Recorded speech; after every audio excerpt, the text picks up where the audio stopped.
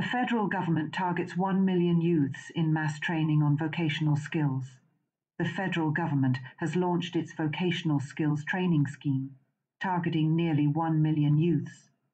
Tunji Alausa, the Minister of Education, spoke during an inspection tour of the AFS Vocational Hub in Garki, Abuja. The presidential candidate of the All Progressives Grand Alliance, APGA, in the 2023 general election, Justice Prof. Peter Umiadi, has announced his resignation from the party and his withdrawal from all forms of partisan politics in Nigeria.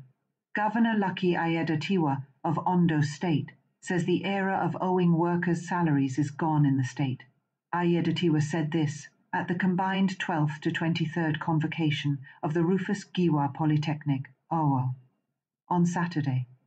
Governor Diko Umaru Rada of Katsina State has approved a major cabinet reshuffle and appointed new heads for key government agencies in what the state government says is part of efforts to reposition his administration for greater efficiency and improved service delivery. Kuka has to apologize to Buhari. Catholic priest faults cleric's silence on Tinubu's administration.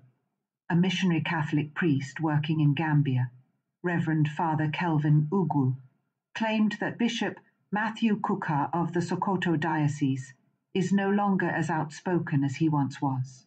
Speaking via a Facebook post on Saturday, Ugwu stated that Kuka is no longer the same cleric he used to know. He was reacting to the recent controversy surrounding Kuka's comments on the alleged persecution of Christians in Nigeria. Chief Kensington Adebutu, a prominent Nigerian businessman and philanthropist, brokered a reconciliation between the Oni of Ife, Oba Adeyeye, Ogunwuze, and the Alafin of Oyo, Oba Abimbola Owadi, at an event in Lagos on October 25, 2025. The meeting officially ended a recent feud between the two influential Yoruba monarchs for the appointment of General Olufemi Oluyede as the new Chief of Defense Staff. The Delta State government has reaffirmed its commitment to enhancing public safety and strengthening security operations with the launching of the Delta State Security Trust Fund. The presidency has given further insight into the reason for the sacking and replacement of service chiefs in the country. While denying that the military shakeup was connected to a rumored coup plot, the presidency said it was a move to inject new direction into the armed forces. Delta Security Trust Fund, Tompolo, private sector, key, into Oborevori's vision. On the October 15, 2025, the Delta State government launched its Security Trust Fund. Chief Imokwide, the chairman of Access Holdings plc, was the chairman at the occasion. In attendance were captains of industry from the oil and gas sector, security chiefs, community leaders, top government functionaries, amongst others. Dangote breaks record as first African to hit $30 billion net worth. Nigerian billionaire and industrial magnate Aliko Dangote has officially become the first African to reach a net worth of $30 billion, according to the latest Bloomberg Billionaires Index. Tinubu reacts as Nigeria exits money laundering list. President Bola Tinubu characterized Nigeria's removal from the Financial Action Task Force grey list as a strategic victory for our economy and a renewed vote of confidence in the country's financial governance.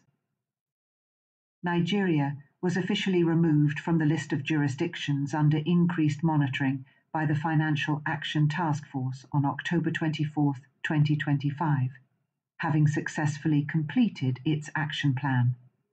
The Commissioner for Internal Security and Home Affairs in Gombe State, Colonel Abdullahi Bello, retired, died in a motor vehicle crash on Friday, October 24, 2025. His police orderly, Sergeant Adamu Husseini, was also killed instantly in the accident, which occurred along the Malam Sidigomba Road. The Lagos state government has given traders at the computer village in Ikeja an 18-month deadline to relocate to a new, ultra-modern ICT business hub in Katangua, Agbado Oke Odo. The announcement was made in late September 2025, following a meeting with market stakeholders. The Divisional Police Officer, DPO, of Festac Division, Chief Superintendent of Police, CSP, Matilda Ingbar Ronye, has died following surgery in Lagos. The Lagos State Police Command confirmed her passing in a statement on Saturday, October 25, 2025. A fully loaded truck carrying printing materials fell off the Oshodi Bridge in Lagos on Saturday, October 25, 2025, leaving one man with severe injuries. Operatives of the Lagos State Traffic Management Authority, LASTMA, quickly responded to the scene, rescued the victim, and managed traffic.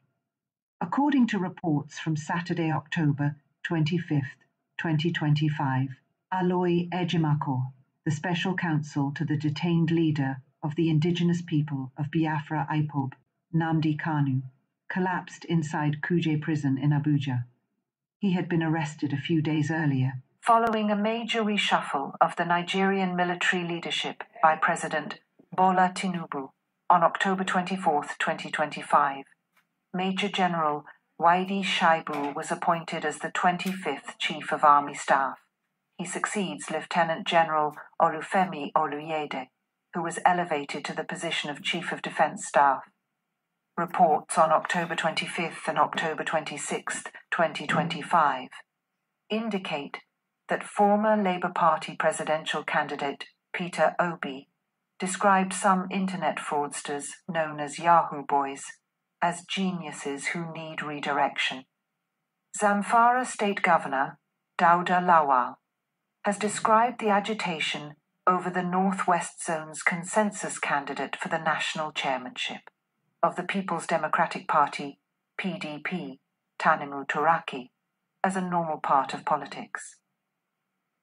Speaking to journalists in Abuja on Friday, October 24, 2025, Lawal, who chairs the convention's Special Duties Subcommittee, urged party members to unite for the sake of the PDP. In a cabinet reshuffle announced on October 24 and 25, 2025, Katsina State Governor Dikko Rada redeployed some commissioners and appointed new ones. He also appointed new special advisors and heads of state agencies.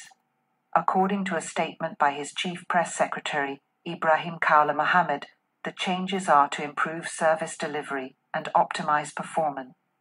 A potentially devastating tanker fire was averted in Kogi State on Friday evening, October 24, 2025, thanks to the swift action of security and emergency response operatives. The incident occurred in the crusher area of the Felele motorway in Lokoja. The Nigerian exchange, NGX, ended the week of October 2004, 2025, on a positive note, with market capitalization increasing by N$733 billion. The market closed at N98.792 trillion, up from N98.059 trillion on Thursday, October 23rd. The Kogi State Independent Electoral Commission, KOSIEC, has officially released the timetable and schedule of activities for the conduct of the 2026 local government council elections in the state.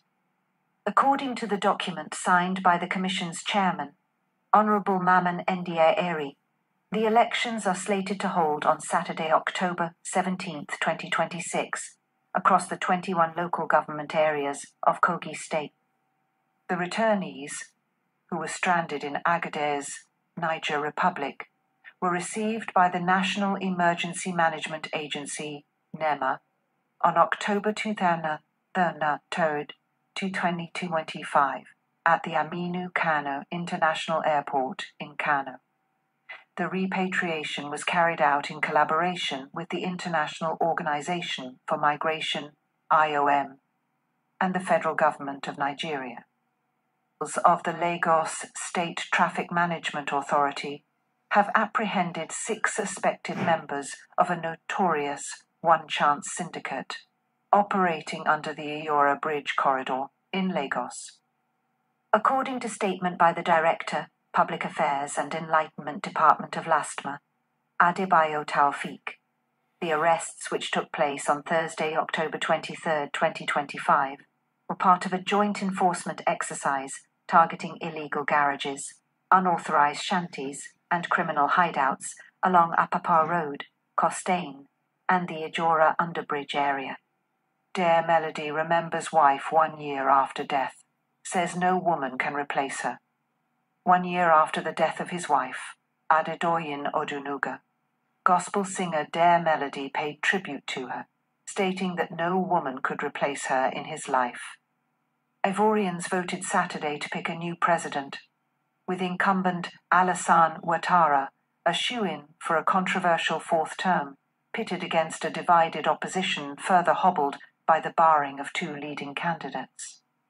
Ouattara, 83, has wielded power in the world's top cocoa producer since 2011, when the country began reasserting itself as a West African economic powerhouse. In Premier League action on Saturday, October 25, 2025, Sunderland defeated Chelsea 2-1 with a stoppage time goal from Kemsdene Talbi, and Newcastle beat Fulham 2-1 after a late goal from Bruno Guimaraes. Sunderland's victory moved them into second place in the table. Substitute Kemsdene Talbi scored a 93rd minute winner to give Sunderland a 2-1 victory over Chelsea at Stamford Bridge on October 25, 2025. The result sent newly promoted